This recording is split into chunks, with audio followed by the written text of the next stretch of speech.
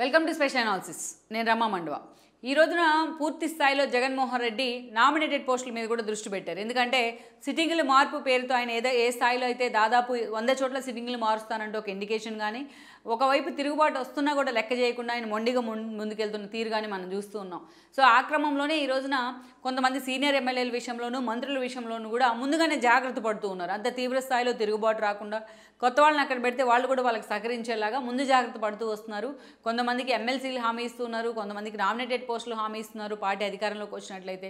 So ఆ స్థాయిలోనే ఈరోజు రాజ్యసభ మీద కూడా ఫోకస్ పెట్టారు జగన్మోహన్ రెడ్డి. ఏదైతే పూర్తి స్థాయిలో రాజ్యసభలోకి వచ్చే ఒక 3 స్థానాలు కూడా జగన్మోహన్ రెడ్డికి ఈరోజు ఒక యాడ్ అన్ ఎలిమెంట్గా మారబోతున్నాయి. రేపు మార్చిలో ఏపీకి సంబంధించి 3 రాజ్యసభ స్థానాలు ఖాళీలు ఏర్పడబోతున్నాయి. ఆ 3 స్థానాలు వైఎస్ఆర్సీపీ ఎమ్మెల్యేల సంఖ్య దృష్ట్యా ఆ పార్టీ ఖాతాలోకే రాబోతున్నాయి. దెన్ అప్పుడు జగన్మోహన్ రెడ్డి వీటికి సంబంధించే ఒక ఎగ్జిక్యూట్ చేస్తున్నారు ఒక ప్లాన్ను. వైవి సుబ్బారెడ్డి లాంటి తన సేమ్ ఫ్యామిలీ నుంచి తన సామాజిక వర్గానికి చెందిన తన సొంత బాబాయికి కూడా ఒక టికెట్ ఇచ్చేందుకు ఆల్రెడీ ఫిక్స్ అయినట్టు ప్రచారం జరుగుతోంది.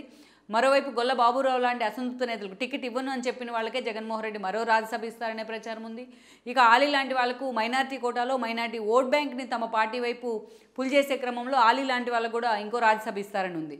అయితే వచ్చేది 3 రాజ్యసభ స్థానాలైనా ఆశావహ లిస్ట్ మాత్రం చాలా ప్రముఖంగా ఉంది వైఎస్ఆర్సీపీలో. అందుకే ఈ రోజున అలాంటి వాళ్ళని పిక్ చేసి మరీ జగన్మోహన్ రెడ్డి ముందుగానే రాజ్యసభ విషయం మీద హామీ ఇస్తున్నారు. అలాంటి లిస్టులోకి వచ్చే ఒక సీట్ ఏది, ఒక వ్యక్తి ఎవరు అంటే తెల్లం బాలరాజు. ఆయన పోలవరం నుంచి ఎమ్మెల్యేగా ఉన్నారు. గతంలో మనం చూసినట్లయితే 2014 ఎన్నికల్లో మొదటిసారిగా ఆయన కాంగ్రెస్ నుంచి రాజకీయ అరంగేట్రం చేసే ప్రయత్నం చేశారు. అది రిజర్వ్డ్ కాన్స్టిట్యున్సీ కూడా వెస్ట్ గోదావరికి సంబంధించి. ఇక 2004లో ఆయన ఎమ్మెల్యేగా గెలుచున్నారు. అండ్ దెన్ టీడీపీ అభ్యర్థిని ఓడించి అండ్ దెన్ 2009లో కూడా ఆయన కాంగ్రెస్ నుంచి ఎమ్మెల్యేగా గెలిచారు.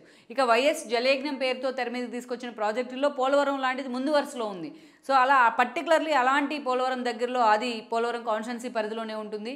సో ఆ స్థాయిలో తెల్లం బాలరాజు అక్కడ తనకంటూ కూడా ఒక solo image, solo identity create చేసుకోగలిగారు. 2009లో వైఎస్ మరణం తర్వాత జరిగిన పరిస్థితుల్లో మెజారిటీ కాంగ్రెస్ నుంచి ఆయన ఫాలోయర్స్ అంతా కూడా జగన్మోహన్ రెడ్డి వెంట నడిచారు వైఎస్ఆర్సీపీ వైపు. ఈ క్రమంలోనే ఆ రోజు బాలరాజు కూడా కాంగ్రెస్ నుంచి వైఎస్ఆర్సీపీ వైపు రావడం జరిగింది. ఆ రోజు 2012లో ఉమ్మడి రాష్ట్రానికి చివరి ముఖ్యమంత్రిగా కిరణ్ కుమార్ రెడ్డి ఉన్నారు. జగన్మోహన్ రెడ్డి వెంట నడిచిన కాంగ్రెస్ టీడీపీ ఎమ్మెల్యేలకి రాజీనామాలు చేయడం, ఆ స్థానాలకు ఉప ఎన్నికలు రావడం జరిగింది.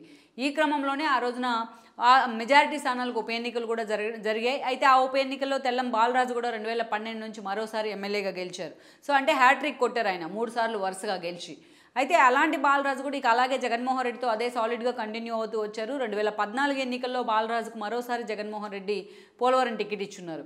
కానీ అప్పుడు బాలరాజు ఓడిపోవడం జరిగింది. రాష్ట్ర వ్యాప్తంగా ఉన్న ఒక టీడీపీ వేవ్ కానీ, అదేవిధంగా జనసేన అండ్ టీడీపీ టైఅప్లో ఎన్నికలకు వెళ్ళిన తీరు కానీ పోలవరం నుంచి బాలరాజు ఆ రోజు ఓడిపోయారు. సో టీడీపీ నుంచి ఎమ్మెల్యే కావడం జరిగింది. అక్కడి నుంచి మనం చూసినట్లయితే కూడా ఇక దాదాపు 4.5 ఏళ్ల పాటు ఆయన పార్టీలోనే కొనసాగుతూ వచ్చారు. అయితే 2019 ఎన్నికల సమయంలో మరోసారి ఆయన అంతకుముందు ఎన్నికల్లో ఓడిపోయినా జగన్మోహన్ రెడ్డి మరోసారి బాలరాజు వైపే మొగ్గు చూపారు. ఒక సీనియర్ నేత కావడం, 3 సార్లు ఎమ్మెల్యేగా గెలుచున్న కారణాలు కావచ్చు. ఈ క్రమంలోనే 2019 ఎన్నికల్లో మరోసారి బాలరాజు టికెట్ దక్కించుకున్నారు. అక్కడి నుంచి ఆయన జగన్మోహన్ రెడ్డి వేవ్లో మరోసారి ఎమ్మెల్యే కావడం జరిగింది. అయితే అది రిజర్వ్డ్ కాన్స్టిట్యున్సీ మనం ఇందాక చెప్పుకున్నట్లు. అయితే ఈసారి ఎట్టి పరిస్థితుల్లోనూ ఆయనకి టికెట్ లేదనే ప్రచారం ఉంది. జగన్మోహన్ రెడ్డి చేయించుకుంటున్న సర్వేల్లో కూడా ఈరోజు బాలరాజుకు సంబంధించి కొంత నెగిటివిటీ అయితే ఉంది అక్కడ అని కొన్ని సర్వేలు వస్తూ ఉన్నాయి. అందుకే ఆయనకి టికెట్ ఇవ్వననే ఒక సంకేతాలను ఇప్పటికే పంపించినట్లు, ఇప్పటికే బాలరాజుతో జగన్మోహన్ రెడ్డి ఈ విషయాన్ని స్పష్టం చేసినట్లు ప్రచారం జరుగుతోంది. మరోవైపు చూసినట్లయితే బాలరాజే తన రిలేటివ్స్ నుంచి, తన సామాజిక వర్గం నుంచే తెల్లం సూర్యచంద్ర అని అతన్ని ప్రమోట్ చేస్తున్నారు అక్కడ ఎమ్మెల్యే అభ్యర్థిగా అన్న ఒక చర్చ ఉంది. ఇక అక్కడ చూసినట్లయితే రామలక్ష్మి అనే ఒక ఆవిడ కూడా వైఎస్ఆర్సీపీ వైపు నుంచి టికెట్ రేస్లో ఉందన్న ప్రచారం అయితే ఉంది. ఇక జగన్మోహన్ రెడ్డి కూడా తను ఎవరినైతే తీసి పక్కన పెడుతూ ఉన్నారో లైక్ విడుదల రజనీ లాంటి వాళ్ళని అడుగుతున్నారు అక్కడ ఎమ్మెల్యే అభ్యర్థులుగా ఎవరున్నారు అనేది. సో ఈ క్రమంలోనే ఈ రోజున తెల్లం బాలరాజుకి అవకాశం కూడా ఇచ్చే పరిస్థితి అయితే ఉంది. సో ఆయన పక్కన పెట్టిన పరిస్థితుల్లో ఈరోజు మరో రాజ్యసభ స్థానాన్ని కూడా తెల్లం బాలరాజుకి ఇవ్వబోతున్నారు, ప్రత్యేకించి రిజర్వ్ కోటాలో అన్న చర్చ అయితే జరుగుతూ వస్తుంది. బాలరాజు కూడా పూర్తి స్థాయిలో జగన్మోహన్ రెడ్డి ఏదైతే ప్రపోజల్ పెట్టారో దానికి అంగీకరించినట్లయితే వార్తలు వస్తున్నాయి.